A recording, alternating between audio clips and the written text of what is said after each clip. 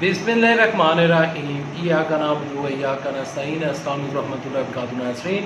उम्मीद करता हूँ आप सब खैरियत से होंगे और आप लोगों की ज़िंदगी अच्छी गुजरी होगी। पंजाब का इलेक्शन ख़त्म हो चुका है, रिज़ल्ट भी हमारे पास आ चुका है। पंजाब में जितने भी इंतखाबात हुए उसमें तहरीक इंसाफ ने तकरीबन 15 सीटें जीत ली हैं, नून लीग ने 4 जीती हैं और इंडिपेंडेंट एक सीट जो है वो जीत चुके हैं। यहाँ पर जितनी भी ये नशिस्तें थी और जितने भी ये हलके थे उनमें से एक हलका था हलका PP7, जिसमें राजा सगीर और दूसरी जानब रिटायर्ड कर्नल शबीर अवान मद्दे मुकाबल थे। ये जो मुकाबला हुआ पूरे पाकिस्तान में इलेक्शन का रिज़ल्ट अनाउंस हो गया, लेकिन इस हलके का जो रिज़ल्ट है PP7 तहसील कोटा, तहसील कलर सेदा, 2 बड़ी तहसीलें, इन दोनों तहसीलों का रिज़ल्ट और हल्का PP7 का रिज़ल्ट तकरीबन रात के 2 बजे के करीब जाकर रिज़ल्ट जो फाइनल रिज़ल्ट था वो हमारे पास आया, जिसमें PML नून के जो राजा सगीर साहब हैं उन्होंने तकरीबन 50 वोटों से बाकायदा तौर पर उन्होंने कर्नल शबीर अवान के मुकाबले में उन्होंने ये सीट जीत ली। इस सीट को उन्होंने तो जीत तो लिया, लेकिन अब ये इलेक्शन, ये जो PP7 का हलका है, यहाँ से ये जो इलेक्शन हुआ उसका जो फाइनल रिज़ल्ट है वो अब एक सवालिया निशान बन चुका है। हुआ कुछ यूँ था कि अभी इलेक्शन का टाइम जब ख़त्म हुआ, जब पोलिंग का टाइम ख़त्म हुआ, 5 बजे के करीब जो पोलिंग थी उसको ख़त्म कर दिया गया, पोलिंग का टाइम ख़त्म कर दिया गया। ठीक 5:15 या 16 मिनट का टाइम था तो मरियम औरंगज़ेब साहिबा की जो वालदा हैं उन्होंने बाकायदा तौर पर एक वीडियो पैगाम जारी किया, जिसमें उनके हाथ में एक पेपर था, जिसमें वो पेपर में वो पढ़ रही थी और कह रही थी कि हल्का PP7 कलसेदा में एक बाकायदा तौर पर पुलिस स्टेशन है, जिसमें बाकायदा तौर पर राजा सगीर साहब ने बाकायदा तौर पर 1980 वहाँ से वोट लिए हैं, जबकि वहाँ से टोटल वोट जो थे वो 2000 के करीब थे। यहाँ से ये एक मुतनाज़ा बयान आना, यानी कि अभी सिर्फ 15 मिनट गुजरे हैं, अभी काउंटिंग शुरू हुई नहीं है, अभी रिज़ल्ट आने शुरू हुए नहीं हैं, लेकिन मरियम औरंगज़ेब की वालदा ने ये जब पैगाम दिया तो लोगों ने कहा कि इनके पास ये इंफॉर्मेशन कैसे पहुँची। पहला पॉइंट ये। दूसरा पॉइंट ये कि रात तकरीबन 12-1 बजे का जो टाइम था, मुसलसल कर्नल रिटायर्ड शबीर अवान वो लीड कर रहे थे, तकरीबन 3 से 4 हज़ार की लीड थी, लेकिन हमारे पास जो फाइनल रिज़ल्ट आया वो अचानक रिज़ल्ट जो रोका गया, जिसके ऊपर कुछ मीडिया चैनल्स ने खबरें ब्रेक की कि RTS सिस्टम बैठ चुका है, जिसके ऊपर इलेक्शन कमीशन का रद्द-ए-अमल सामने आया कि इस इलेक्शन में RTS सिस्टम नहीं बैठा, हर बंदे को फॉर्म 45 मुहैया कर दिए गए हैं, तो इलेक्शन जो है उसको मुतनाज़ा बनाने की कोशिश ना की जाए। यहाँ पर ये जो इलेक्शन था ये एक पहाड़ी हल्के का इलेक्शन था, तो इस वजह से रिज़ल्ट्स आने में देर हो गई और ये तमाम तर चीज़ें जो है वो इलेक्शन कमीशन कह रही है, जबकि तहरीक इंसाफ वाले और कर्नल रिटायर्ड शबीर अवान इस रिज़ल्ट को मानने से बिल्कुल इनकार कर रहे हैं। वो कह रहे हैं कि 3-4 हज़ार सीट वोट जो हैं वो हमारे ज़्यादा थे और 3-4 हज़ार जो वोट थे उन वोटों की वजह से हम ये इलेक्शन जीत रहे थे। अब ये जो तमाम तर चीज़ें चल रही हैं, इसके ऊपर सुबह के टाइम तकरीबन 9-9:30 के करीब बाबर अवान ने, जो कि इमरान साहब के वकील हैं, जो कि आज अदालत में पेश हुए, इमरान साहब को दोबारा ज़मानत मिल चुकी है, जो बाकायदा तौर पर 25 मई को धरना दिया गया था, जो लॉन्ग मार्च किया गया था, तो उसमें इमरान साहब के ऊपर जितने भी मुकदमात हैं तो उन मुकदमात में उनको ज़मानत मिल चुकी है।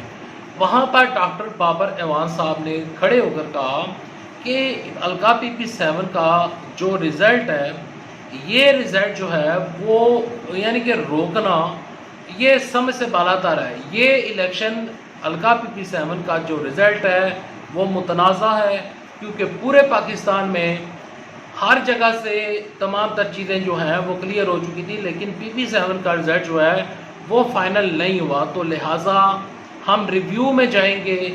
दोबारा होगा क्या, अब होगा क्या, ये तमाम तर चीज़ें हो चुकी हैं। अब राजा सगीर साहब MPA बन चुके हैं, अब उनको दोबारा हलफ उठाना पड़ेगा, दोबारा काबीना बनेगी और बाकायदा तौर पर चौधरी परवेज़ इलाही साहब जो हैं बाकायदा तौर पर वो अपनी काबीना बनाएंगे और ये हलफ उठाएंगे। अब ये काबीना का हिस्सा तो नहीं बन सकते, लेकिन वो अपनी काबीना बनाएंगे। उनकी काबीना में कौन कौन से लोग शामिल होंगे वो इंशाल्लाह नेक्स्ट वीडियो में आपके साथ डिस्कस करूँगा। लेकिन अब होगा क्या, तहरीक-ए-इंसाफ कह रही है कि हम रिकाउंटिंग करवाएंगे, पहली चीज़ ये। दूसरा ये कि इलेक्शन कमीशन को बाकायदा तौर पर तहरीक-ए-इंसाफ लोग कहते हैं हमारे पास ठोस शवाहिद मौजूद हैं कि हमारे साथ यह मुनज़्ज़म धांधली करके ये हमारा जो इलेक्शन हम जीत चुके थे उसको हार में बदला गया है। तहरीक-ए-इंसाफ वाले ये बाकायदा तौर पर राजा सगीर के ऊपर इल्ज़ाम लगा रहे हैं। अब मैं थोड़ा सा PP7 का इलेक्शन लाजमी एंड पार्ट के ऊपर डिस्कस करना चाहूँगा कि देखें, जब 2018 के इलेक्शन हुए थे उस टाइम राजा सगीर साहब आज़ाद इलेक्शन लड़े थे और उस टाइम तहरीक-ए-इंसाफ जो कि जनरल इलेक्शन में, उस टाइम के जनरल इलेक्शन में, क्योंकि बड़े इलेक्शन थे, 2018 के सूबाई असम्बली में भी इलेक्शन हो रहा था और नेशनल असम्बली में भी इलेक्शन हो रहा था, तो वहाँ से तहरीक-ए-इंसाफ के जो कैंडिडेट थे गुलाम मुर्तज़ा सदी साहब, वो तीसरे नंबर के ऊपर आए थे। दूसरे नंबर के ऊपर राजा मोहम्मद अली साहब थे जो कि मुस्लिम लीग नून के थे, जिनके साथ अब बड़ी ज़्यादती हुई है। राजा ज़फ़रुल्लाह के जो जितने भी वोटर्स हैं और जो PML नून के यानी कि PML नून का पुराना टिकट होल्डर है, पुराना जो वर्कर है, उसको अब टिकट नहीं मिला, तो उस शख्स के साथ भी ज़्यादती हुई है। तो मेरा अंदाज़ा है कि राजा मोहम्मद अली के घर से और उनके जितने भी आगे पीछे लोग थे, तो उन्होंने इस इलेक्शन में अपना वोट कास्ट नहीं किया।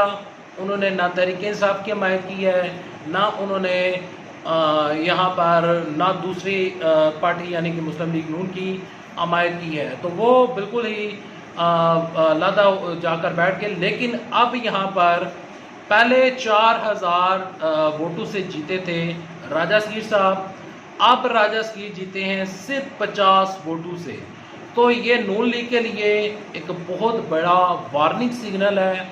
और यहाँ पर ये जो इलेक्शन है, राजा सगीर को पीपल्स पार्टी ने भी, PDM की जितनी भी जमातें हैं, उन लोगों ने भी बाकायदा तौर पर वोट दिए हैं। तो इसके बावजूद भी राजा सगीर के सिर्फ 50 वोटें निकलना, ज़्यादा वोटें निकलना, ये PDM के लिए एक बहुत बड़ा वार्निंग सिग्नल है। अब ये जो इलेक्शन है, इस इलेक्शन में रिकाउंटिंग होगी। रिकाउंटिंग का जब रिज़ल्ट आएगा वो इंशाल्लाह आपके साथ नेक्स्ट वीडियो में डिस्कस करूँगा, उसको भी इंशाल्लाह शेयर करूँगा। रिकाउंटिंग कब तक होती है, 1 दिन में हो जाती है, 2 दिन में हो जाती है, ये मैं कुछ कह नहीं सकता, क्योंकि ये अब डिपेंड करता है इलेक्शन कमीशन के ऊपर कि आया कि वो तहरीक-ए-इंसाफ की इस दरख्वास्त के ऊपर रिकाउंटिंग करती भी है या नहीं करती है। क्योंकि इलेक्शन कमीशन कह चुका है कि इलेक्शन को मुतराना ना बनाया जाए, ये हल्का आप हार चुके हैं और वहाँ से जो रिज़ल्ट है वो इस वजह से लेट आया क्योंकि वहाँ पर पहाड़ी इलाका है। लेकिन मैं इलेक्शन कमीशन के इस बयान के ऊपर थोड़ा सा अपना भी पॉइंट ऑफ व्यू देना चाहूँगा कि देखें, बेशक पहाड़ी इलाका है, वहाँ पर इंटरनेट की सहूलत मौजूद है। अब काहोटा जो है वो वाली तहसील नहीं रहा कि वो पहाड़ी इलाका है तो वह लोग जो हैं वो इंटरनेट नहीं इस्तेमाल कर रहे, या फिर वो कोई बहुत ज़्यादा बैकवर्ड इलाका है, तो वो कोई वो वाला हिसाब नहीं है। तहसील कलर से था, अगर आप वहाँ पर जाएं तो वहाँ पर जितनी तरक्की हुई है वो पूरे पाकिस्तान में नहीं हुई है। वहाँ पर बड़ी डेवलपमेंट हुई है। तो तहसील कलर से था एक बहुत बड़ा इलाका बन चुका है। इसी वजह से मरियम नवाज शरीफ साहबा ने वहाँ पर आकर जलसा भी किया था। वो जलसा उन्होंने बस स्टैंड में जलसा किया था और उस जलसे में जगह का इंतखाब गलत किया गया था, जिसकी वजह से वो जलसा ठीक था, उसमें लोग आए थे, लोगों को वापस भेज दिया गया था क्योंकि जलसा का बढ़ चुकी थी। तो इसके बावजूद भी मरियम नवाज शरीफ साहबा ने जलसा किया, तमाम तर जो हुकूमती मशीनरी है उसको भी इस्तेमाल किया गया। इसके बावजूद भी तहरीक इंसाफ ने बड़ी फतह समेटी है, जो कि तहरीक इंसाफ के लिए वाकई बड़ी कामयाबी है। और यहाँ पर तहरीक इंसाफ की ये कामयाबी नून लीग के लिए एक बहुत बड़ा वार्निंग सिग्नल है। अल्लाह हाफिज़। पाकिस्तान जिंदाबाद, फ़ौज पाकिस्तान जिंदाबाद।